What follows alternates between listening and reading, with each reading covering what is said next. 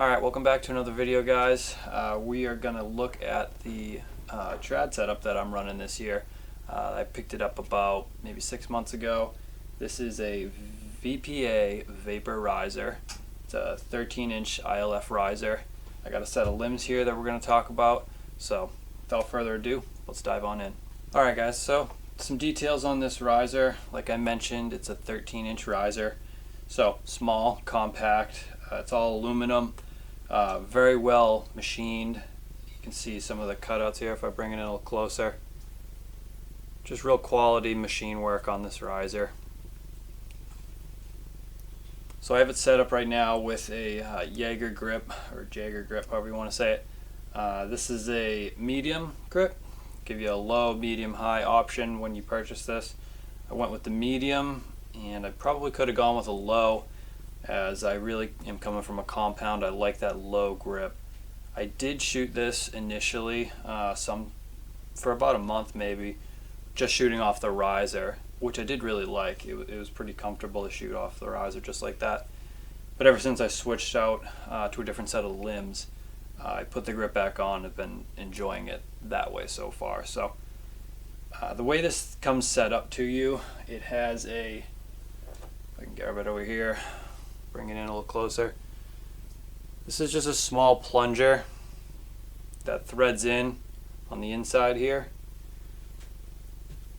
and that is designed so you can shoot off the shelf. It's got a very slight rise on the shelf there, and that acts as a plunger so you can adjust your side and adjust your center shot essentially. So that worked pretty well for a while. I was enjoying shooting it that way. And one upgrade you can do to that, if you wanted to have a more forgiving setup, is to go to something like this, which is this is just a simple springy rest.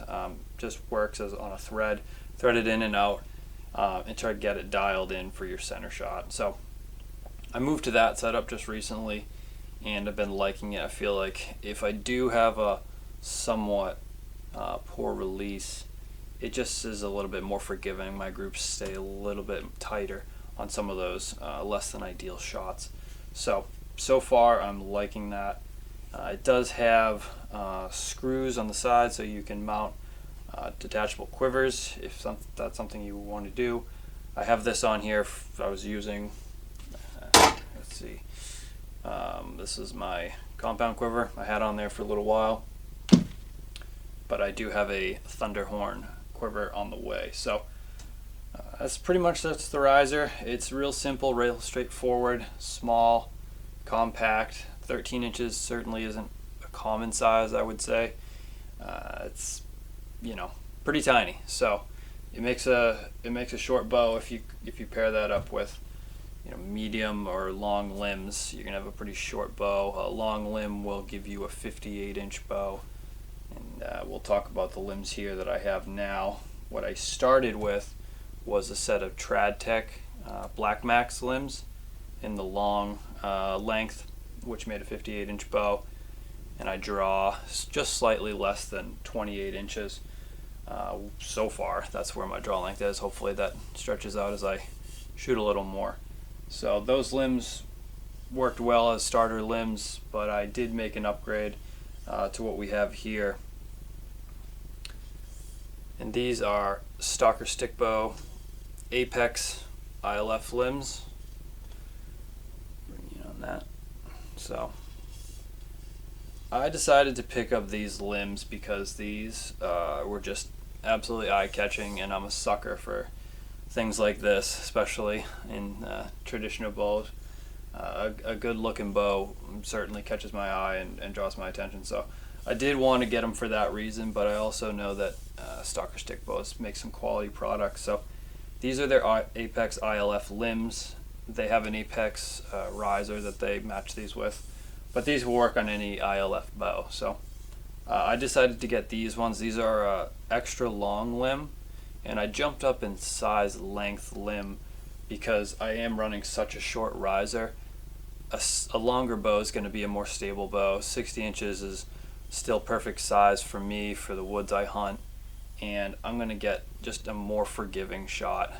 Even pulling a shorter draw length at 27, 28 inches you're still going to get that net benefit of a smoother pull.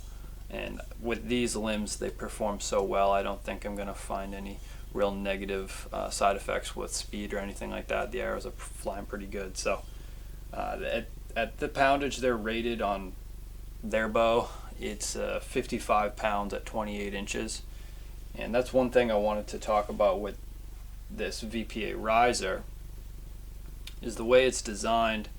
With being such a short bow, they kicked back the angle of these limb pads to, I believe it's 20 degrees. So it's a steeper angle than you'd get on most other ILF bows. So when you do match it up with limbs that are either, you know, mediums or longs or extra longs, a lot of times you get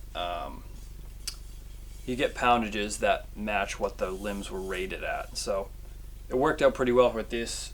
I'm pulling just less than 28 inches and I'm right at 52 pounds on the fingers, and they're rated at 55 pounds at 28 inches. So that worked out perfectly. It's the same story when I had 40-pound limbs. They came in right at 40 pounds, or just under 38, 39 pounds when I was pulling those back. So that's a good thing about the bow, about the riser itself, is when you do pick up a set of limbs, they do pretty much match.